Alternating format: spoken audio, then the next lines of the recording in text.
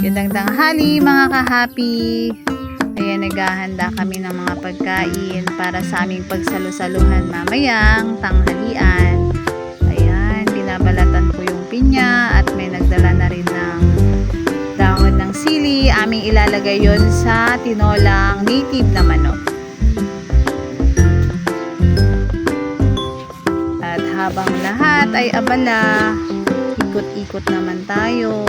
Ayan, ito yung sa may harapan ng farm ng pamangkin namin. Ayan, nandito ang mga kuyas, nag-iihaw ng karne, barbecue para sa mamaya aming pagsalusaluhan. Sige, paypay lang ng paypay Albert. Ayan, at ito naman, nandito yung fish pan, nandito rin yung mga sa lilim no, nandun yung mga alagang pato. Ayan, meron ng isda yan eh, sa loob ng fish pan meron. At yan, maraming mga saluyot. Mamimitas kami mamaya para ipapakbet namin. Ayan, galingan yung mga kuya sa pag-iihaw para may ulamin tayo mamaya. Doon naman tayo sa taas. Ayan, nandito yung puno ng Saraisa. Saraisa tawag namin dito eh. Ayan, dito yung mga alagang pato. Marami sila, nakalilim sila. Kasi medyo mainit na. Ayan yung mga sisiw pa lang na pato.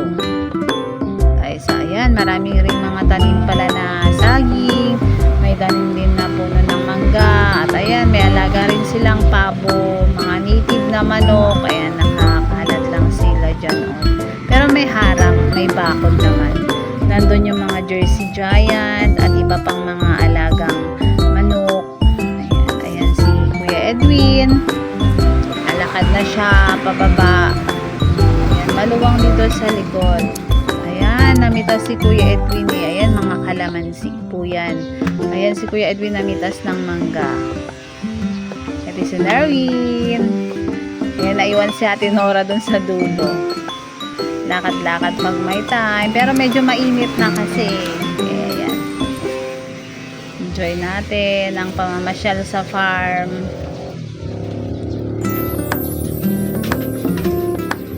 Ayan. May katabi ring mga naggagawa din sa kanilang lote.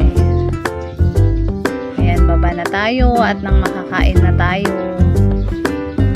Mamaya pa pala kasi nire-ready pa lang yung pagkain. Luluto pa lang. At magluluto pa ng ibang uulamin. Lulutuin pa namin yung saluyot. Kaya halina mga kahapi. Balik na tayo sa baba. Ayan, napasulyap ako dyan sa pabo. Malalaki na rin sila. Ayan, manunungkit ulit si Kuya Noah ng mangga. Kasama niya si Albert. Ayan, iniwanan na nila si Kuya Aaron. Siya nang naiwan na nag-iihaw. Ayan, ready na. Luto-luto. Prepare ng mangga. Ma-check nga yung tinola kung luto na.